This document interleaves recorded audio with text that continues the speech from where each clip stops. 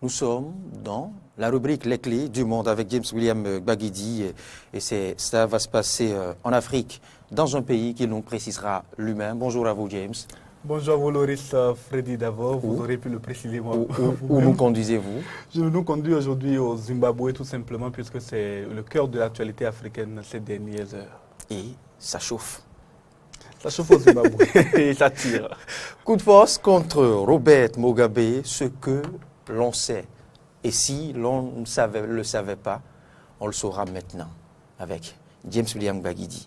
Et c'est donc dans la nuit de mardi à mercredi que l'armée de ce pays, l'armée zimbabwéenne, s'est engagée, s'est décidée à faire le ménage autour du président de la République, Robert Mugabe.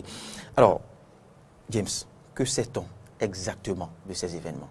Que doit-on retenir Merci Loris, Freddy. De ce show militaire? Effectivement, il se passe qu'au Zimbabwe, pays de l'Afrique australe, pays d'environ 16 millions d'habitants, à la dette colossale de plus de 9 milliards de dollars, pays pauvre parmi les plus pauvres d'Afrique aujourd'hui, où plus de 21% de la population vit en dessous du seuil de pauvreté, vit en dessous même $1 par jour, où l'expérience de vie est quand même de 62 ans à peine, et pour les femmes et de 59 ans pour les hommes, donc disons une soixantaine d'années pour l'ensemble de la population. Et de les forces armées sont quand même ce pays ne détient pas que ces records minables que vous avez évoqués.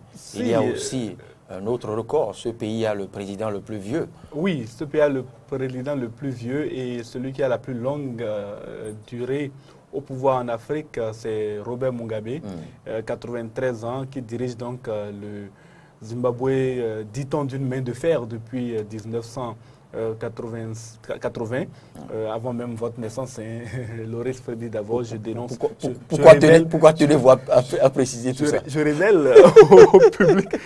C'est pour imaginer un peu, pour que l'on puisse avoir une idée de ce que c'est, quoi. C'est-à-dire on est né dans les mains de Robert Mugabe et il est là depuis tout ce temps. Il n'a jamais cédé une parcelle de pouvoir, si ce n'est le peu de temps où Morgan Tsvangirai a été Premier ministre après la défaite de la ZANU-PF à l'occasion des élections législatives au cours des années 2000. Alors, ce qui se passe au Zimbabwe, aujourd'hui, pays que nous localisons là sur la carte du monde, ce qui se passe au Zimbabwe, c'est qu'il y a quelques jours, le lundi plus précisément, le chef d'état-major de l'armée a fait une déclaration. Il a estimé qu'il y a une purge au sein de l'appareil politique dirigé par Robert Mugabe à l'encontre de ceux qui ont, à ses côtés, conduit le pays vers l'indépendance. Vous savez, le Zimbabwe a dû mener une guerre d'indépendance contre le colonisateur occidental, le colonisateur britannique. Mais en réalité, cette guerre a été menée sur le terrain contre un régime disons d'apartheid qui a pris le pouvoir, qui s'est accaparé du pays un peu dans la forme de ce qui s'est passé en Afrique du Sud, qui s'est accaparé du pouvoir après la fin de la colonisation, donc dans les années 60. Et donc, Robert Mugabe et les siens se sont dit, mais il n'est pas question qu'on laisse notre pays se faire diriger par ceux qui étaient quand même la puissance coloniale, la puissance d'occupation. Ce sont des Blancs qui avaient donc récupéré le pouvoir quand les Britanniques se sont retirés. C'était notamment Ian Smith qui avait dirigé le Zimbabwe, Robert Mugabe, et les siens ont donc pris le pouvoir.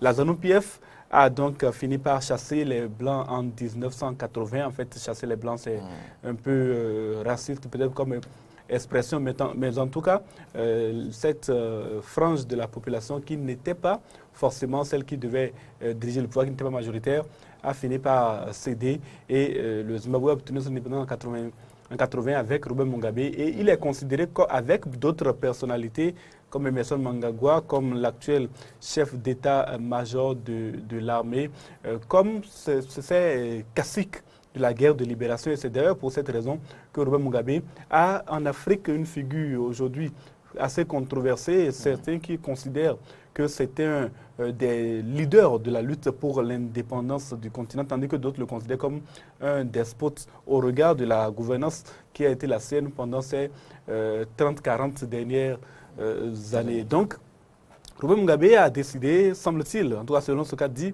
le chef d'état-major, de se séparer de ceux qui étaient les plus proches de lui dans cette lutte-là. Et le chef d'état-major de l'armée ne l'a pas vu d'un très bon œil. Et c'est pour cette raison que le lundi déjà, une colonne de l'armée a pris départ depuis les confins de la ville et s'est engagée vers la capitale. Le lundi, le mardi, cette colonne de l'armée entre dans la capitale dans la soirée du mardi et attaque la résidence du président Robert Mugabe dans la nuit du mardi. Donc, attaque la résidence du président Robert Mugabe, résidence privée, il faut le souligner. Au bout de quelques minutes d'affrontement avec la garde de Robert Mugabe, la garde s'est rendue. Robert Mugabe, semble-t-il, a été assigné, en tout cas, c'est ce qu'il a dit lui-même au président Jacob Zuma, il a été assigné à la résidence à partir de cette nuit-là. Les militaires ont rapidement pris possession des points centraux, des points stratégiques, la télévision nationale, le tribunal, le siège du gouvernement, la présidence de la République, etc. Et a été fait une déclaration à la télé pour dire nous sommes là pour éliminer ceux qui, autour de Robert Mugabe, contribuent à appauvrir le pays, contribuent à ceci ou à la mauvaise gouvernance, mais on n'est pas là pour faire un coup d'État.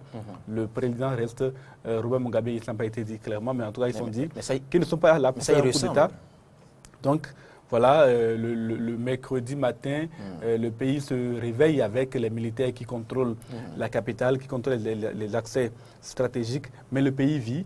Les citoyens vont évacuer à leurs occupations presque normalement. Et voilà donc ce qui s'est passé. Et aujourd'hui, on en est à une situation que l'on perçoit comme étant un coup d'État sans pouvoir véritablement l'affirmer pour le moment. James, mais ce qui tombe très peu sous le sens ici, c'est que cette armée est réputée fidèle au chef de l'État, Robert Mugabe. Et comment en est-elle arrivée à un tel coup? Alors, dès lundi déjà, comme je l'ai dit, la déclaration du chef d'état-major de l'armée a été assez claire. Et tout a commencé le 6 novembre dernier quand le président de la République a décidé de se séparer d'Emerson Mnangagwa, qui était le vice-président de la République, qui était pressenti pour lui succéder. Emerson Mnangagwa est un des caciques de la lutte pour l'indépendance et donc il apparaissait aux yeux de l'armée comme étant légitime pour prétendre au pouvoir. Vous vous souvenez, il y a quelques années, quand Morgan Tsvangirai était sur le point peut-être de gagner l'élection présidentielle, les militaires ont laissé entendre clairement qu'ils ne laisseront jamais quelqu'un qui n'a pas participé à la lutte pour l'indépendance prendre le pouvoir. Et donc, Emerson Mnangagwa, qu'on voit ici à l'écran, a été limogé par Robert Mugabe parce que ce dernier estime que Emerson Mnangagwa manque de respect à son épouse et qu'il tente. Il fait preuve de trahison, qu'il tente de lui succéder, alors même que Robert Mugabe a été investi par le parti pour être candidat pour l'élection de 2018, celle qui arrive normalement dans quelques mois, en avril 2018 plus précisément. Et donc, dans ces circonstances-là, Mnangagwa a révoqué, d'autres cadres l'ont été avant lui, Joyce Mujuru, si je ne m'abuse, en tout cas précédemment, également vice-présidente, qui devait, au-delà de Mnangagwa, qui faisait partie également des personnalités possiblement capables de succéder à Robert Mugabe, avait été écartée à son tour. Et puis, il y en a eu d'autres qui sont plus ou moins poussés dans leur retranchement. Et il y avait comme une purge au sein de l'armée, au sein de la nation, qui faisait que les militaires ont commencé à voir d'un très mauvais œil les préparatifs pour que Grace Mugabe, épouse du chef de l'État, épouse... Les prémices d'une succession. C'était clair désormais, en tout cas dès que Emerson Mnangagwa a été écarté, il était clair que la succession était promise à la femme de Robert Mugabe, Grace Mugabe, que l'on voit ici. Et ça n'a pas du tout plu aux militaires. Voilà autant de raisons qui les ont amenés à commettre cet acte qui ressemble fort à un coup d'État. Puisque vous en parlez, Grace Mugabe, où se trouve-t-elle actuellement et quel sera son sort dans cette situation? Grace Mugabe est dit, en tout cas, selon ce qu'a dit l'armée le soir de la prise de pouvoir, on peut ainsi dire les choses, serait en compagnie de son mari. En tout cas, l'armée dit que le président Mugabe et sa famille sont en sécurité, sont sains et saufs, mais certains estiment que Grace Mugabe a déjà ramassé ses clics et claques et quitté le pays. Grace Mugabe qui donc n'est pas dans les bonnes grâces de l'armée, ça c'est le moins qu'on puisse dire.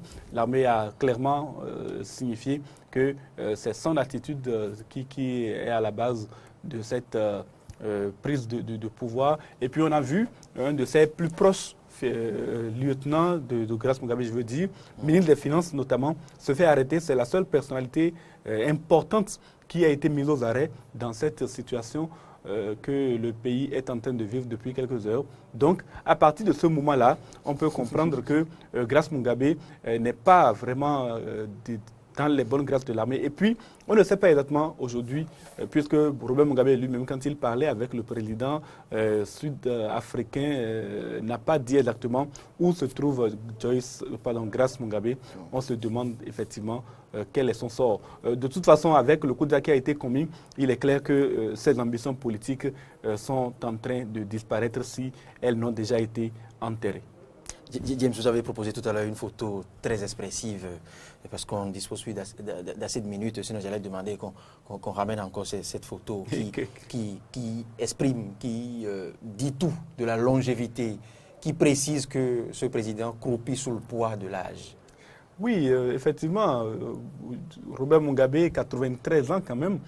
Au Bénin, par exemple, nous avons limité à 70 ans l'âge auquel on ne peut plus être chef d'État. Nous avons estimé qu'à partir d'un certain âge, on ne peut plus vraiment assumer ces responsabilités-là. Robert Mugabe, 93 ans, lui continue d'être chef d'État. On l'a vu souvent à l'occasion de discours se fatiguer, abandonner son discours, ou bien même parfois s'endormir au pupitre. On l'a vu souvent lors des réunions quand il est assis en train de dormir, mais ça n'empêchait pas que c'était un homme quand même assez vigoureux. Quand on a 93 ans et que l'on a une femme de 50 ans, vous voyez, avec ce charme-là. C'est antithétique. Oui, peut-être antithétique, mais quand même, quand on en est arrivé à ce point, c'est qu'on a encore quand même un peu de vigueur dans les os. Vous y croyez, vous? Bon, moi, non. En tout cas, la question principale ne se trouve pas là. Dites-moi, à la lecture de ce coup, ne peut-on pas y voir les mains du vice-président limogé? Emerson Mnangagwa, vous voulez dire, Emerson Mnangagwa était effectivement, dans un passé récent encore, le chef des services de renseignement. Il a été ministre de la Défense, il était très proche des militaires. Il a mené la guerre d'indépendance aux côtés de Robert Mugabe. Et donc, il était très apprécié au sein de l'armée. Et le sort qui lui a été relevé, la façon dont il a été limogé n'a pas plu au sein de l'armée. Ça peut expliquer, vous l'avez dit, ce qui s'est passé. Est-ce qu'il a une main?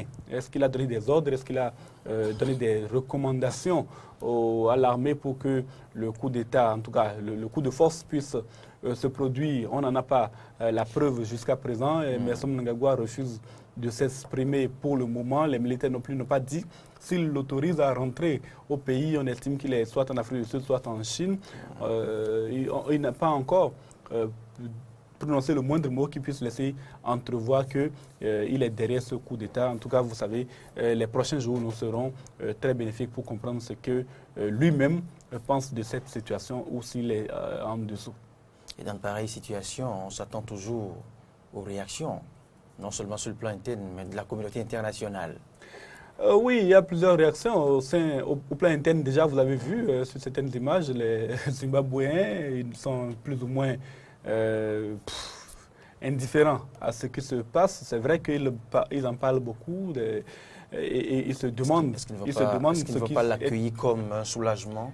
Pas forcément, parce que ceux qui ont fait le coup d'État, ou du moins ceux qui ont commis le coup de force, sont ceux qui, auprès de Robert Mugabe, contribuent aussi à une détérioration de la situation économique du pays. Donc, ce n'est pas forcément un coup qui peut amener la population à s'en réjouir. En tout cas, pour le moment, la population n'a pas montré de signes de réjouissance et je pense qu'elle n'a pas intérêt à montrer de signes de réjouissance dans cette situation-là tant que les choses ne sont pas claires. Au plan interne également, il y a quand même certains partis politiques qui sont contre le coup d'État, notamment celui de Morgan Tsvangirai qui a estimé qu'il est hors de question de laisser un dictateur venir en remplacer un autre par le biais des armes. Les élections sont prévues pour l'année prochaine, qu'elles devraient avoir lieu. Et puis la communauté internationale était en train de voir cela d'un œil assez critique. Le président sud-africain Jacob Zuma, quand il s'est prononcé après s'être expliqué au téléphone avec le président Robert Mugabe, n'a pas dit clairement qu'il espère le retour au pouvoir de Robert Mugabe. Il est resté quelque peu ambigu, ce qui peut-être laisse à penser que ce qui est fait désormais au Zimbabwe est consommé et que Robert Mugabe, on est arrivé à la fin de son ère. Peut-être le début d'une nouvelle ère. Peut-être pour le Zimbabwe. On ne va pas encourager des coups de force. Surtout pas. Mais c'est difficile de comprendre aussi les coulisses, les vraies raisons, les mobiles, quand on nous dit qu'on laisse celui qui a 93 ans, mais qu'on toilette son entourage. Vous savez, à 93 ans, Robert Mugabe pouvait être manipulé par n'importe qui, à commencer par sa femme. Et c'est cela que l'armée a estimé également pour pouvoir commettre ce coup à son encontre. Et nous allons voir, en tout cas dans les prochaines semaines, les prochains jours même, ce que cela donne. La communauté internationale, si on finissait, condamne bien entendu ce coup de force et estime qu'il ne devrait pas y avoir de changement anticonstitutionnel dans un État comme le Zimbabwe et au regard même de la situation économique et sociopolitique qui y règne déjà. D'accord. Merci James.